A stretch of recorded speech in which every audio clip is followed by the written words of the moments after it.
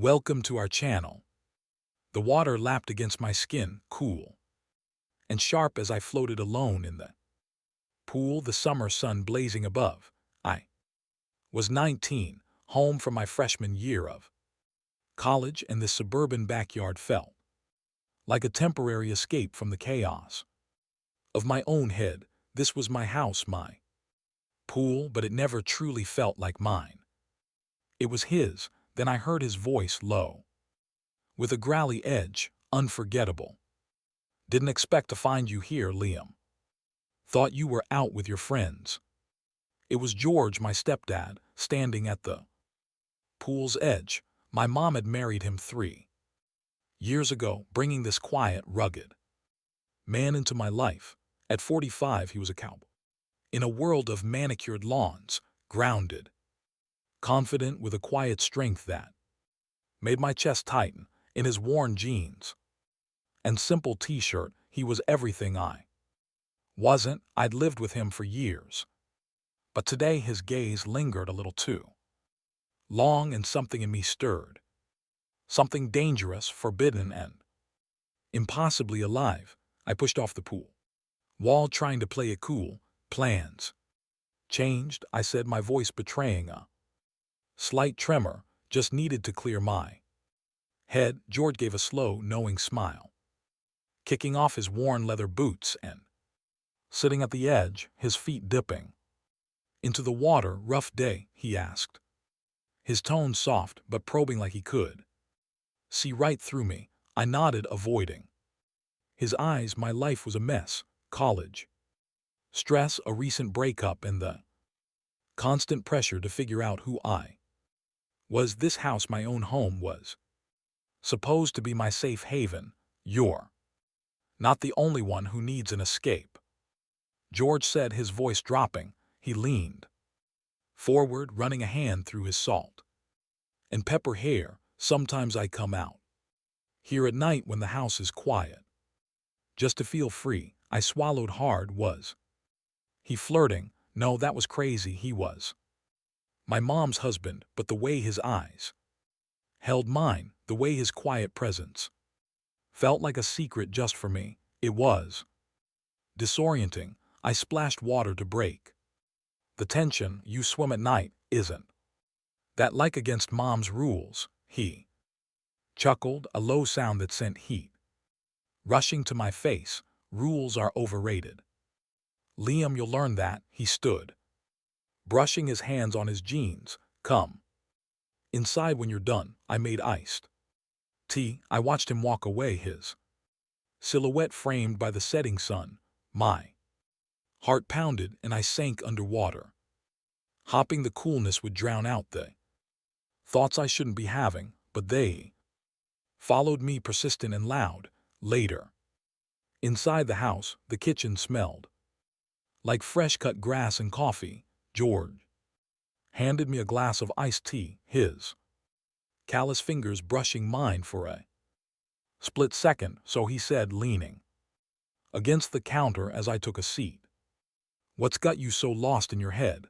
I hesitated. I barely knew how to explain it to myself, how my ex Maya had left me, feeling like I wasn't enough, how I was terrified of failing, how I didn't know what I wanted except to feel something real. But George listened, his eyes steady, like he actually cared. "You're young," he said finally. "You're allowed to be little lost, but don't let anyone tell you who you're supposed to be." His words hit me harder than I expected, and I looked away, my throat tight. That night I lay in my own bed, in my own room, staring at the ceiling. George's voice echoed in my mind, his words about freedom and rules mingling with the memory of his touch. He was just down the hall. I was in trouble and I knew it. The tension in the house became a living thing. Every shared glance over the dinner table, every accidental brush in the hallway felt charged with unspoken energy. My mom, Amelia, was oblivious, happy in her bubble, but I saw the way George's eyes would find mine. When she wasn't looking, one afternoon, when my mom ran to the store, George and I ended up alone in the living room. He was flipping through an old photo album, and he called me over. He showed me pictures of him from years ago, covered in dust and grinning next to rodeo bull, his frame leaner but just as strong. You were so young, I said, pointing to a faded photo. God, I was. He laughed, but there was a wistfulness in his voice, lived a whole different life back then, settled down, got a steady job. Sometimes I wonder who I'd be if I'd chosen differently. I looked at him, my heart pounding. What would you have chosen? He closed the album, his eyes locking onto mine. Something wilder, he said softly. The air between us crackled, and for a moment I thought he might lean closer, but then the front door opened. My mom was back. I went to my room that night, my mind a storm. He was married to my mother. He was my stepdad, but the way he looked at me, the way he made me feel, it was like I was waking up for the first time. I didn't know what was happening, but I knew I couldn't stop it. The summer heat pressed down as the days wore on. I tried to stay out of the house, hanging with friends, doing anything to create distance, but I was always drawn back. I lived there. There was no real escape. Later that week, my mom had a book club meeting, leaving George and me to fend for ourselves for dinner. The silence was deafening as we ate pizza on the couch. I sat frozen, hyper-aware of his presence beside me, just you and me. Now, he said finally, his voice light, but laced with something heavier.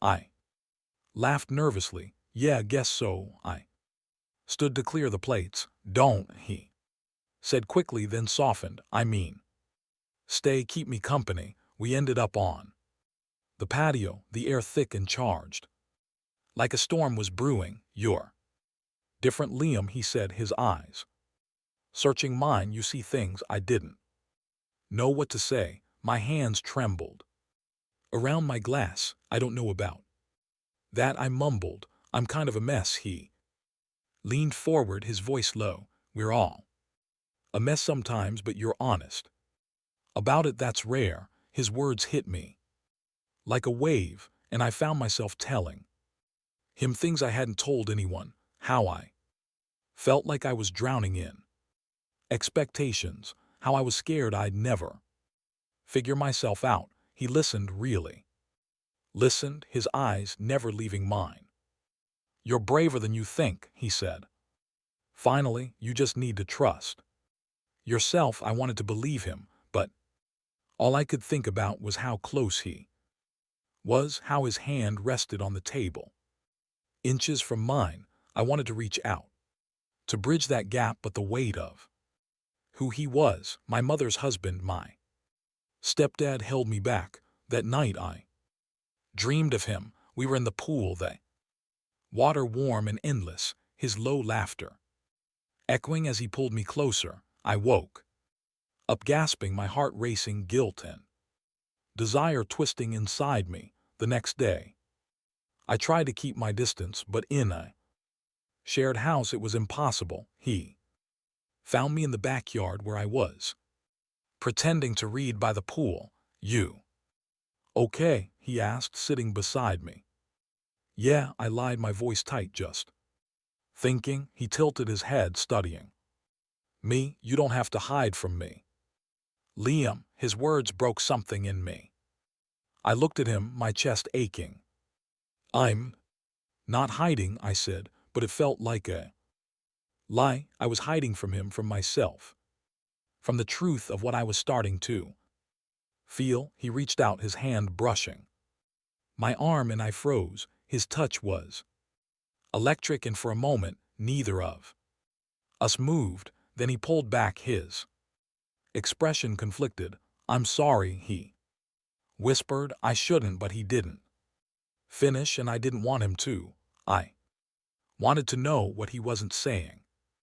What he was feeling, the air between us, was thick with unspoken words, and I knew we were teetering on the edge of something we couldn't take back. My mom came home an hour later, shattering the moment. I left for a friend's house in a daze, biking through the humid streets, my mind replaying Jay's touch, his words, his eyes. I was falling and I didn't know how to stop. I stayed away for a weekend, crashing on a friend's couch.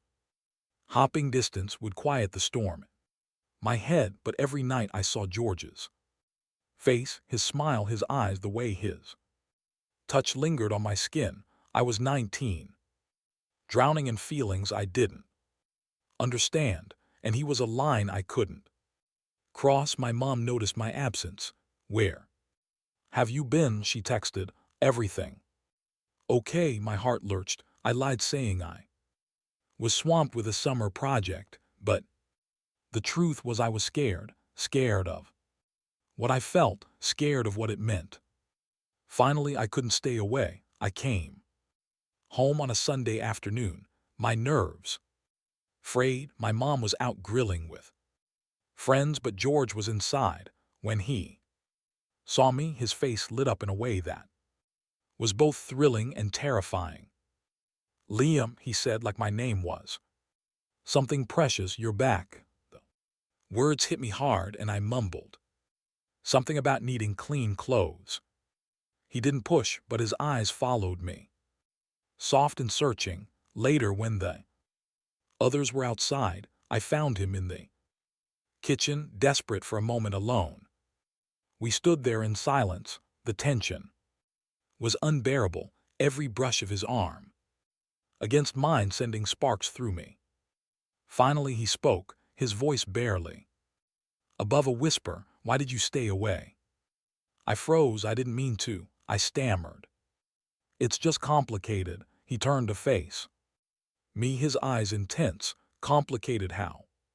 Couldn't look at him. My heart pounded so loud I thought he'd hear it. "I don't know what I'm doing," I admitted, my voice breaking. "I don't know what this is." He stepped closer, his hand hovering near mine. "Liam," he said softly, "you don't have to know everything. Sometimes you just feel." His words unlocked something in me, and I looked up, meeting his gaze. For a moment the world disappeared. My mom, the house, the rules. It was just us standing too close, the air electric. I knew I needed to get out. That night I went to a party, hopping to distract myself, but the music and laughter felt hollow. I slipped outside to the backyard, staring at the stars, when my phone buzzed. Text from George: "Hope you're okay. Come home safe." My hands shook as I typed back, "I'm fine." I shouldn't have replied, but I couldn't help it. He was pulling me in, and I was letting him. The next day, my mom was at work and George was home alone. I found him on the patio. "You came home late," he said. Not as an accusation, but as an observation. We talked for hours about my dreams, his past, the lives we wanted but didn't know how to reach. He told me about his marriage to my mom, how it had become more comfort than passion. "I love your mother," he said, his voice soft, but sometimes I wonder what I gave up. I wanted to ask him what he meant, but the words stuck in my throat. Instead I said, "You deserve to be happy, George." His eyes softened and he reached for my hand, his fingers warm and calloused against mine. "So do you, Liam," he whispered. We sat there, hands clasped, the world fading away. I knew it was wrong, but it felt so right, like I'd been searching for him my whole life. The sound of my mom's car in the driveway made us spring apart. I pulled away, my heart racing, and George's expression mirrored my own, torn between want and fear. Couldn't sleep that night. Every moment with him felt like a Stepped towards something inevitable. Something that could ruin everything. I was a wreck, torn between running to him and running away. At breakfast, my mom noticed my mood. "You okay, honey?" So zoned out. "Yeah, just tired," I lied. Forcing a smile, her concern made my guilt worse. This was my mom and I was falling for her husband. I avoided George all day, but my eyes kept finding him. Watering the garden, laughing with my mom, brushing his hair back from his forehead. Every move he made pulled me in deeper. When my mom stepped away to take a call, George caught me alone in the living room. "You're quiet today," he said, his voice gentle but probing. I shrugged, staring at the floor. "Just a lot on my mind." He stepped closer, his presence overwhelming. "Talk to me, Liam.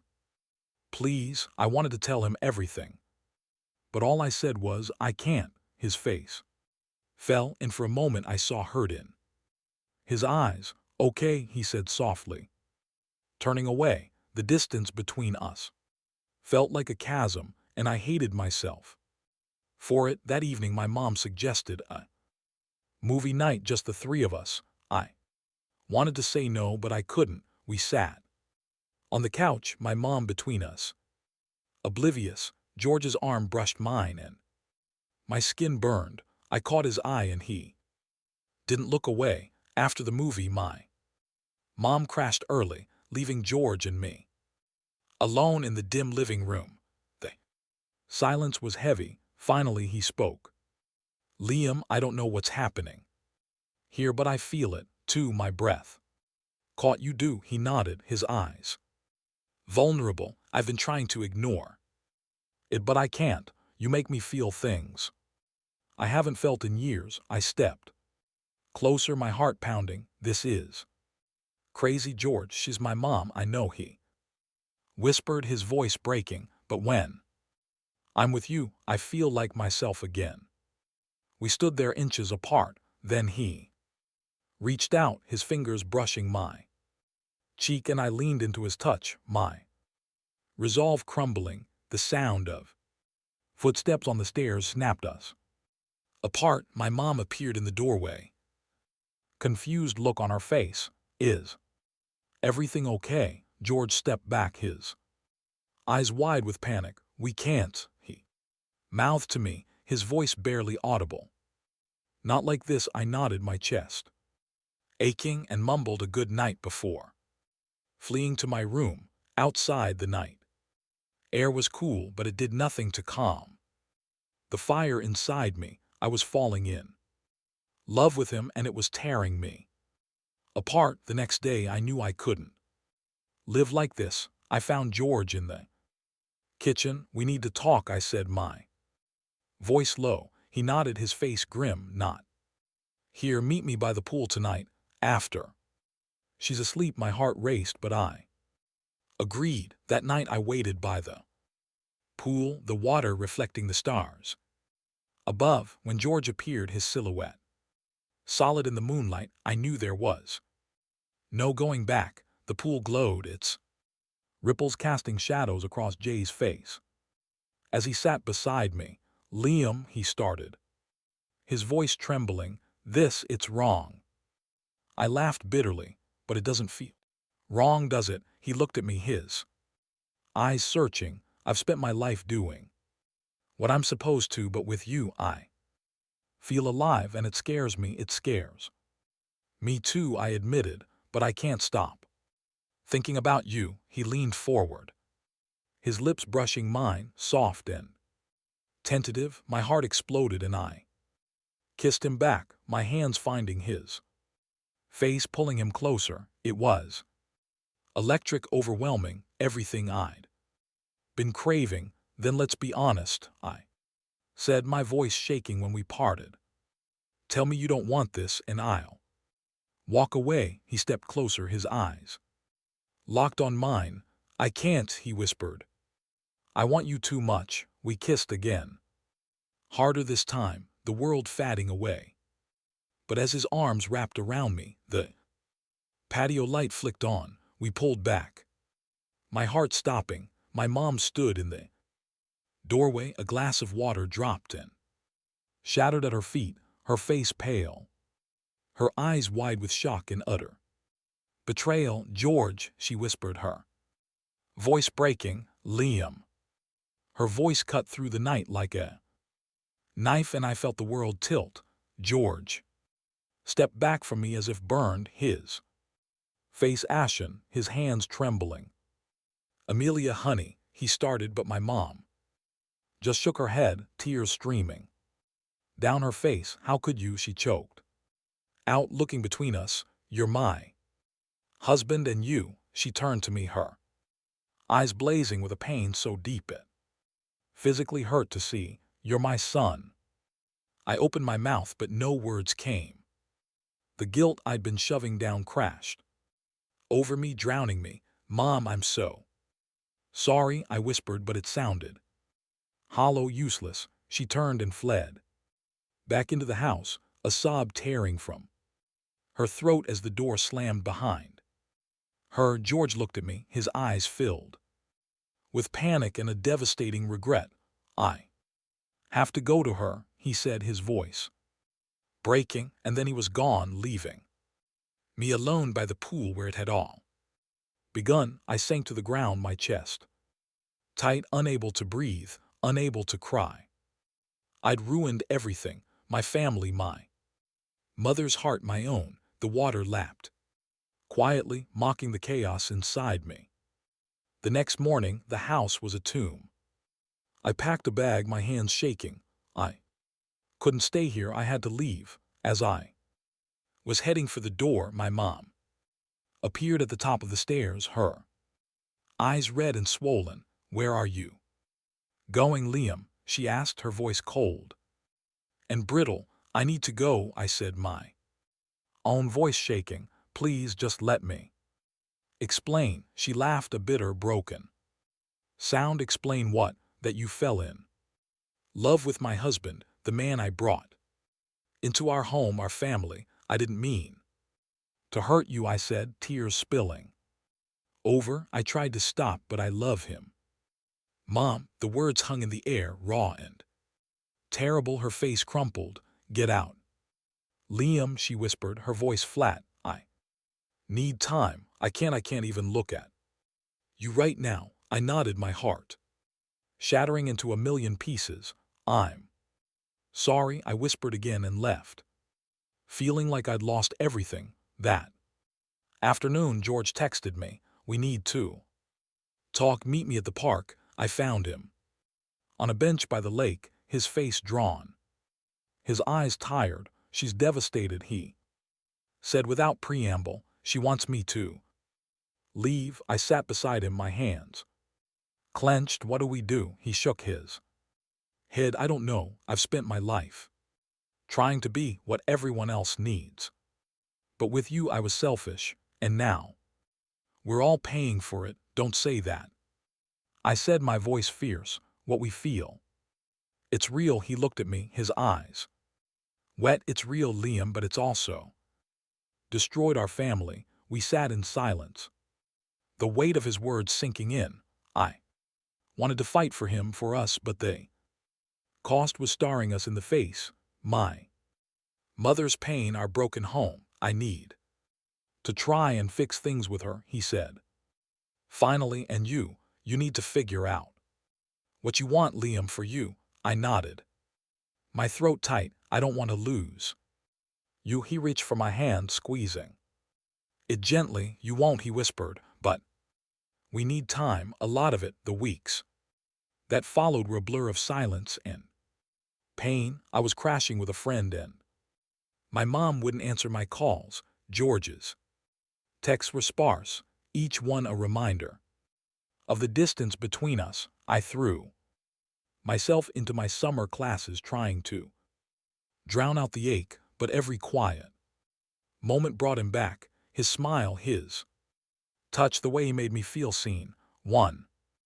night I got a text from my mom. "He's moving out, we're separating." My breath caught. A wave of guilt and a flicker of hope washed over me. I drove by the house and saw him loading a truck, his silhouette tired and lonely in the moonlight. Our eyes met from across the street. He gave me a sad small nod and I drove away, my chest tight. He needed to figure out who he was outside of being a husband, a stepdad, and I needed to figure out who I was at all. I was so young, I had so much ahead of me. I don't care about that. I'd wanted to scream, I want you, but I knew he was right. We couldn't build something on broken pieces, not yet. Months later, I was back at college, diving into my studies, finding my footing.